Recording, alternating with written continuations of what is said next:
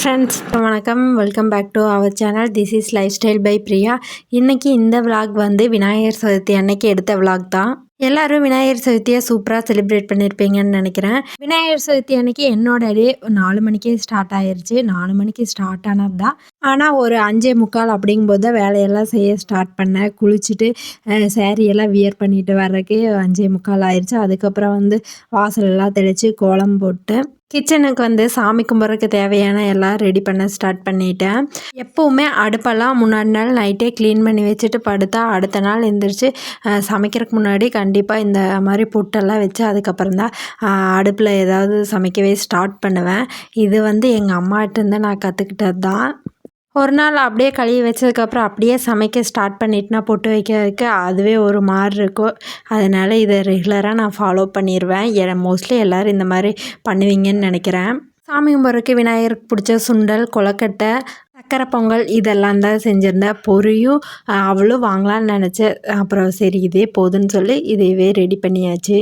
2 விதமான கொழுக்கட்டை பண்ணியிருந்தேன். ஒன்று வந்து பூர்ண கொழுக்கட்டை, அதுக்கப்புறம் வந்து உப்புருண்டைன்னு சொல்லுவாங்க ஒவ்வொருத்தர். நாங்களாம் பார்த்திங்கன்னா கொழுக்கட்டை இல்லைன்னா நாம்பல் இந்த மாதிரி தான் சொல்லுவோம். இந்த 2 கொழுக்கட்டையும் தான் ரெடி பண்ணியிருந்தேன். ஒரு 7:00 அப்படிங்கும்போதெல்லாம் சாமி கும்பிட்டு முடிச்சிடணுன்னே நினச்சேன். ஆனால் வந்து 6 மணிக்கு தான் நான் குக் பண்ணவே ஸ்டார்ட் பண்ணேன். அதனால 7 மணிக்கெல்லாம் சாமி கும்பிட முடியல. ஒரு 8:30 அந்த மாதிரி ஆயிடுச்சு சாமி கும்பிடும்போது. நைட்டே வந்து சுண்டல், கொழுக்கட்டைக்கு அரிசி இதெல்லாம் ஊற வச்சுருந்தேன். மார்னிங் எந்தோடனே கடன்னு செஞ்சுக்கலான்னு சொல்லிட்டு சுண்டலுக்கு வந்து இப்போ குக்கர்லேயே வச்சுட்டு 4 விசில் வந்தால் அதை இறக்கி வச்சிடலாம். இப்போ பூர்ண கொழுக்கட்டைக்கு மாவு மட்டும் பிசைஞ்சு வச்சுட்டா கொஞ்சம் நேரம் கழித்து ஸ்டஃப் பண்ணி வச்சுக்கலான்னு சொல்லிவிட்டு மாவு தான் ரெடி பண்ணேன். பூர்ண கொழுக்கட்டைக்கு இதுதான் நான் ஃபஸ்ட் டைம் செய்கிறேன். இதுக்கு முன்னாடி நான் செஞ்சதே இல்லை. சரி இந்த டைம் செய்யலான்னு சொல்லிட்டு தான் பூர்ண கொழுக்கட்டை ரெடி பண்ணேன். எங்கள் ஊர் சைடெல்லாம் பார்த்திங்கன்னா வீட்டில் இந்த மாதிரியெல்லாம் சாமி கும்பிட மாட்டாங்க. ஒவ்வொருத்தர் கும்பிடுவாங்க. ஆனால் எனக்கு தெரிஞ்ச வரைக்கும் சிலை வந்து ஊருக்குள்ளே பொதுவாக வச்சுருவாங்க. அங்கே கொண்டு போய் விருப்பம் இருக்கவங்க கொழுக்கட்டை அதையெல்லாம் செஞ்சு வச்சு சாமி கும்பிட்டு எல்லாத்துக்கும் கொடுத்துட்டு வருவாங்க. இந்த மாதிரி தான் பண்ணியிருக்காங்க. இங்கே வந்ததுக்கப்புறம் எல்லோரும் தனித்தனியாக தான் பண்ணுறாங்க. ஓகே, இந்த டைம் நம்மளும் பண்ணலாம். அப்போ தான் பாப்பாவுக்கு என்ன அப்படிங்கிறதெல்லாம் தெரியும்னு சொல்லிட்டு இந்த டைம் நாங்களும் தனியாகவே கும்பிட்டோம். பொதுவாக பொண்ணுகளுக்கு ஏதாவது மளிகை ஜாமான் பொருள் இல்லைன்னா கிச்சன் ஐட்டம் இதெல்லாம் வாங்க போகும்போது எதாவது ஒன்று ஃப்ரீயாக கொடுத்துட்டாங்கன்னா அவ்வளோ ஹாப்பியாக இருக்கும். அதே மாதிரி தான் அந்த கொழுக்கட்டை மாவு வாங்க போது அதுக்கு அச்சு வந்து ஃப்ரீயாக கொடுத்தாங்க. என்கிட்ட வந்து அச்சு இல்லை, ஃப்ரீயாக கொடுத்தது அது ஒரு யூஸ் தான். மற்ற எந்த விஷயத்துலையுமே ஏதாவது ஃப்ரீயாக கொடுத்தாங்கன்னா இவ்வளோ ஹாப்பி இருக்காது. ஆனால் இந்த மாதிரி ஐட்டமெல்லாம் கொடுக்கும்போது ரொம்பவே ஹாப்பியாக இருக்கும். என்னென்னு தெரியாது. ஏன்னா நம்ம அதிகமாக அதுதான் நம்ம யூஸ் பண்ணுவோம். சுண்டல் வெந்த உடனே அதை கீழே இறக்கி வச்சுட்டு அப்படியே சக்கரை பொங்கலுக்கு வந்து குக்கர்லேயே வச்சுட்டேன். என்கிட்ட 2 குக்கர் இருக்குது. ஒன்று பெருசு, ஒன்று சிறுசு. இந்த சிறுசுலேயே தான் எல்லாத்தையும் மேனேஜ் பண்ண வேண்டியதாக வரும். ஏன்னா பெருசு எடுத்தால் அது அவ்வளோ பெருசு எதுக்கு, எல்லாமே கொஞ்சம் கொஞ்சம் தான் செய்ய போகிறோம். இதுக்கு அவ்வளோ பெருசுன்னு சொல்லிட்டு நான் சிறுசை வச்சு எல்லாமே மேனேஜ் பண்ணிட்டேன். இந்த உப்பு உருண்டைக்கு பார்த்திங்கன்னா எப்போவுமே சமைக்கிற அரிசி தான் நான் 1 டம்ளர் ஊற வச்சுருந்தேன். அது கூட ஒரு 2 கைப்பிடி அளவு தேங்காய் பூ ஆட் பண்ணி கொஞ்சம் தண்ணி ஊற்றி நல்லா அரைச்சிக்கலாம் ஃபைன் பேஸ்ட்டாக. இது வந்து தண்ணியாகவும் அரைச்சிக்கலாம், இல்லை கெட்டியாகவும் அரைச்சிக்கலாம். தண்ணியாக அரைச்சாலும் நம்ம அடுப்பில் வச்சு வெங்காயம், மிளகாய் இதெல்லாம் போட்டு தாளித்து விடும்போது திக்காயிக்கும். அது ஒரு பிரச்சனையும் இல்லை. நல்லா ஃபைன் பேஸ்ட்டாக கொஞ்சம் கொரன்னு இருக்க மாதிரி அரைச்சா கொழுக்கட்டை வந்து ரொம்பவே நல்லாயிருக்கும்.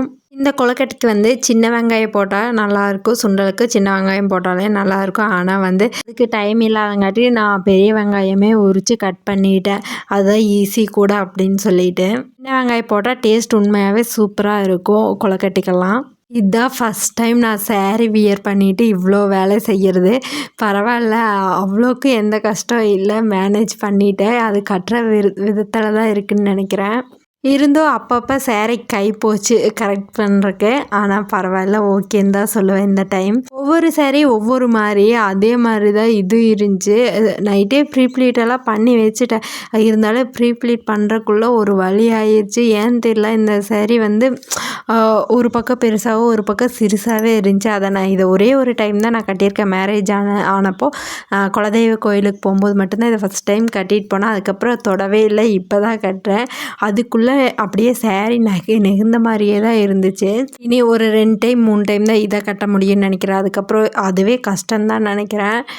ஏன்னா ரொம்பவே நெகிழ்ந்த மாதிரி தான் இருந்துச்சு, அவ்வளோக்கு கம்ஃபர்டபுளாகவும் இல்லை. இப்போ டெலிவரிக்கு அப்புறம் எந்த சேரீ ப்ளவுஸுமே கரெக்டாக இல்லைன்னு தான் சொல்லுவேன். எல்லாம் ஒரு தையல் எடுத்து விட்டு வியர் பண்ணுற மாதிரி தான் இருந்துச்சு.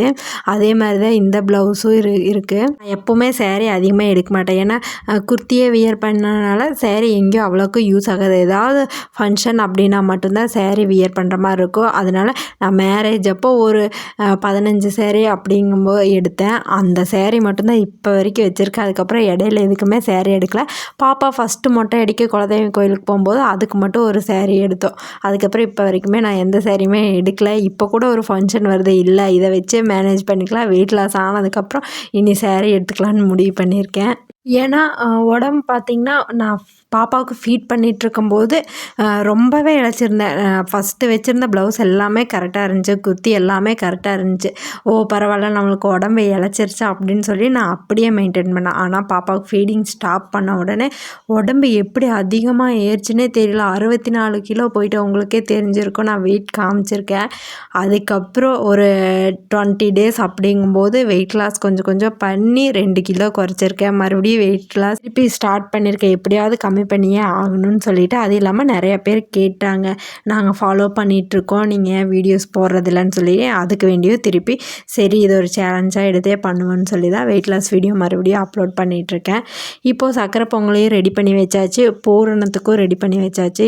உப்பு கொழுக்கட்டைக்கு பார்த்திங்கன்னா வெங்காயம், பச்சை மிளகாய், கருவேப்பிலை, கடலைப்பருப்பு இருந்தால் கூட கடலைப்பருப்பு போட்டுக்கலாம், எண்ணெய் இதெல்லாம் விட்டு நல்லா வதக்கிட்டு அரைச்சி வச்சுருக்க மாவை வந்து இதில் ஆட் பண்ணி நல்லா திக்காகிற வரைக்கும், கெட்டியாகிற வரைக்கும், கையில் பிடிக்கிற பதம் வர வரைக்கும் அதை கிளறிக்கணும். ஒரு 2 மினிட்ஸ்லேயே அதுவே நல்லா திக்காயிரும். அதுக்கப்புறம் நம்ம இறக்கி ஆற வச்சிடலாம். இந்த மாவு கூடையே வரமிளகாய் இதெல்லாம் போட்டு அரைச்சி கார கொழுக்கட்டைன்னு எங்கள் பாட்டி பண்ணுவாங்க, அதுவும் சூப்பராக இருக்கும். ஸ்வீட்னா சொல்லவே வேண்டாம், இன்றைக்கி எல்லாமே ஸ்வீட்டாகவே இருக்குது. என்னோடய நிலமை என்ன ஆகப்போகுதுன்னு எனக்கே தெரியல அப்படின்னு நினச்சிருந்தேன். ஆனால் எல்லாமே கொஞ்சம் கொஞ்சம் தான் சாப்பிட்டேன், அளவுக்கு மீறி போகலை. ஸ்வீட்னா ஏன்னு தெரியல, எனக்கும் சரி என் தம்பிக்கும் சரி ஸ்வீட்னா ரொம்பவே பிடிக்கும். காரம் கூட அவ்வளோக்கு விரும்ப மாட்டான். ஆனால் இங்கே வந்ததுக்கப்புறம் என் ஹஸ்பண்ட் வந்து காரம் இல்லாமல் எதுவுமே சாப்பிட மாட்டாங்க. காரம் தான் அவங்களுக்கு. இங்கே வந்து தான் நான் கொஞ்சம் கொஞ்சம் காரமே சாப்பிட்டு பழகினேன்னு சொல்லலாம். இப்போ தான் ஃபஸ்ட் டைம் இந்த பூரண கொழுக்கட்டையெல்லாம் பண்ணுறேன்னா இந்த அச்சில் வச்சு எப்படி பண்ணுறதுன்னு தெரியல. அதனால எனக்கு தெரிஞ்ச மாதிரி பண்ணிவிட்டு அது ஓரளவுக்கு கரெக்டாக தான் வந்துருந்துச்சு. ஏதாவது வீடியோ போய் பார்த்து பண்ணலாம் அப்படின்னு நினச்சாலும் அவ்வளோக்கு டைம் இல்லை, வீடியோவும் வேறு ரெக்கார்ட் ஆகிட்டு இருந்துச்சு. சரி நம்மளுக்கு தெரிஞ்ச மாதிரியே பண்ணிடலான்னு சொல்லிட்டு எனக்கு தெரிஞ்ச மாதிரியே பண்ணிவிட்டு, என்ன ஒன்று பூரணத்தை ஸ்பூனில் எடுத்து வச்சுருந்தா ஓகே, கொஞ்சம் கொஞ்சம் மேலேயெல்லாம் அந்த பூரணம் பட்டுருச்சு, கலர் மட்டும் சேஞ்ச் ஆன மாதிரி இருந்துச்சு லைட்டாக. நிறையா பேர் பார்த்திங்கன்னா டிஃப்ரெண்ட்டாக எல்லாம் செஞ்சு வச்சு சாமி கும்பிட்றாங்க. எப்பட்றா இவ்வளோ அண்ணா செய்கிறாங்க, அதே பார்த்திங்கன்னா தனியாகவே தான் செய்வாங்க. சரி இந்த டைம் நம்மளும் ட்ரை பண்ணி பார்த்துடலாம் தான் இதெல்லாம் பண்ணோம். பண்ணுறதுக்கு முன்னாடி கொஞ்சம் ஐயோ முடிச்சிருவோமா அப்படிங்கிற மாதிரி தான் இருந்துச்சு. அப்புறம் அப்படியே கரெக்டாகிடுச்சு. சரி இவ்வளோதானா அப்படிங்கிற மாதிரி தான் இருந்துச்சு. எல்லாம் குயிக்காகவே ஒரு 1.5 மணி நேரத்தில் முடித்தாச்சு. இந்த கண்ணாடி வளையல் போடுறதுனா எனக்கு ரொம்பவே பிடிக்கும். ஆனால் வந்து வீட்டில் இருக்கும்போது போட முடியாது. ஏன்னா இப்போ பாப்பாவை வச்சுட்டு போட்டு இதை ஹேண்டில் பண்ணுறது அப்படிங்கிறது ரொம்பவே கஷ்டம்தான். ஏதாவது நம்மளுக்கே தெரியாமல் உடஞ்சிருச்சுனா கூட பாப்பாவுக்கான பட்டுருமோன்னு ஒரு பயம்தான். இன்றைக்கி போடலான்னு சொல்லி தான் நிறைய எடுத்து வச்சேன். ஆனால் வந்து 2 தான் போட முடிஞ்சு. போடும்போது பார்த்திங்கன்னா என்னோடய ரைட் ஹேண்டில் வந்து அவ்வளோக்கு ஈஸியாக போட முடியாது. சோப் தொட்டு இந்த மாதிரி தான் போட முடியும்.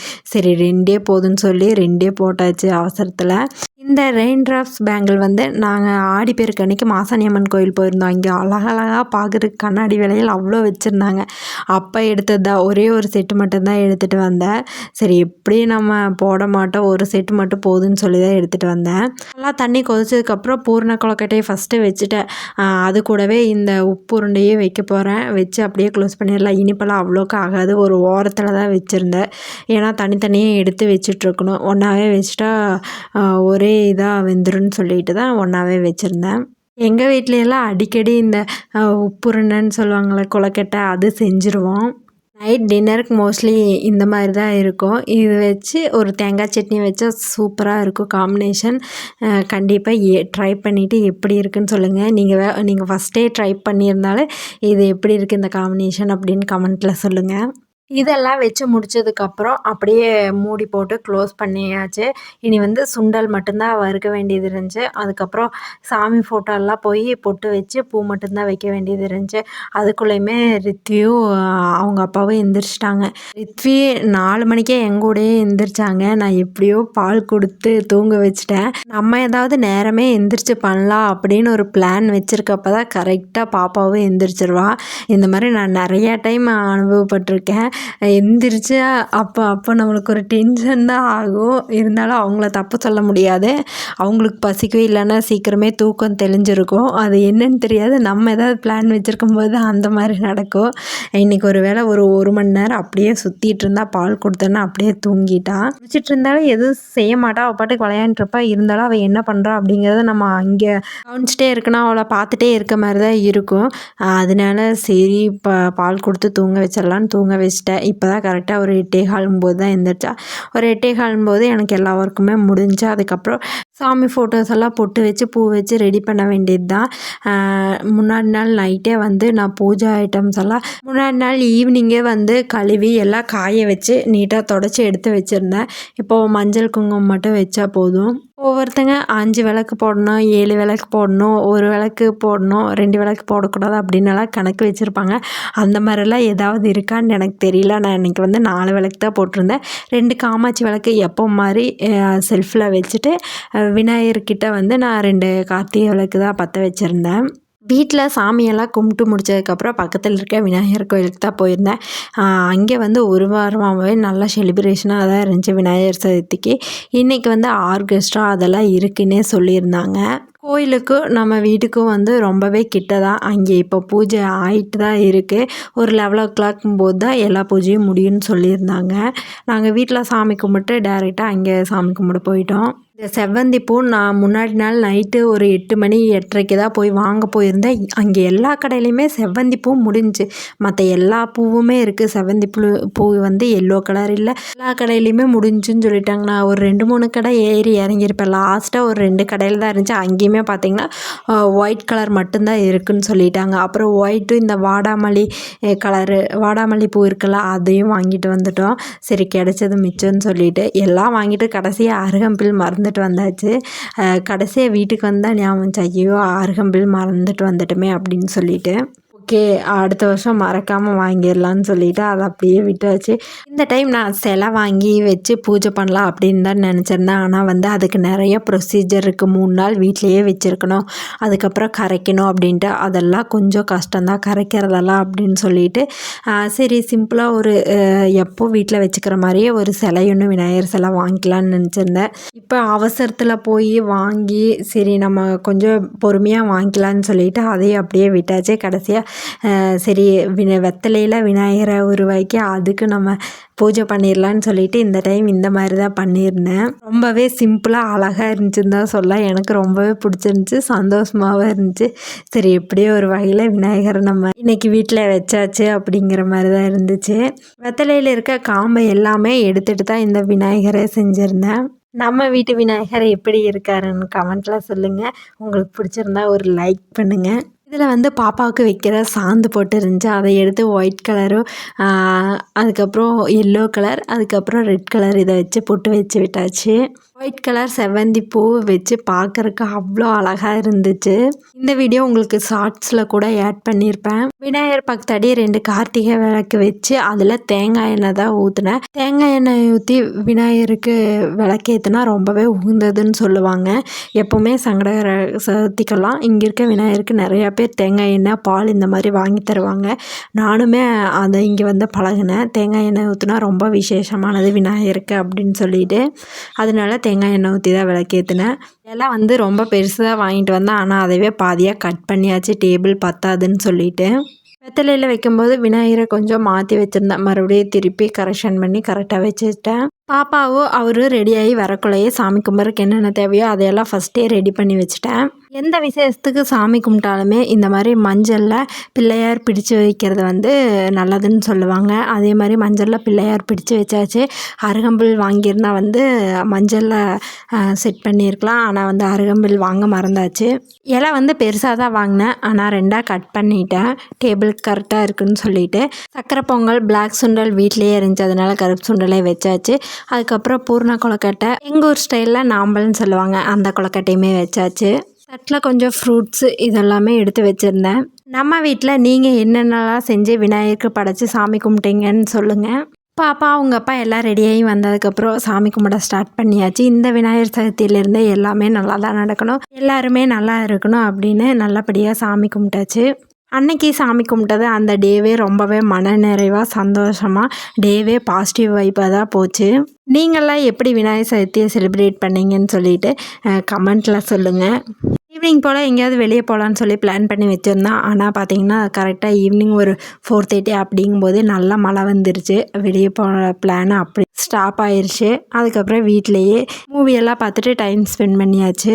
இந்த வீடியோ உங்களுக்கு பிடிச்சிருந்தா மறக்காமல் லைக் பண்ணுங்கள், கமெண்ட் பண்ணுங்கள். உங்களோட ஒவ்வொரு கமெண்ட்டும் எனக்கு ரொம்பவே மோட்டிவேஷ்னலாக இருக்கும். இப்போ வரைக்கும் நம்ம சேனலை சப்ஸ்கிரைப் பண்ணாமல் பார்த்துட்டு இருந்தீங்கன்னா சப்ஸ்கிரைப் பண்ணி வச்சுக்கோங்க.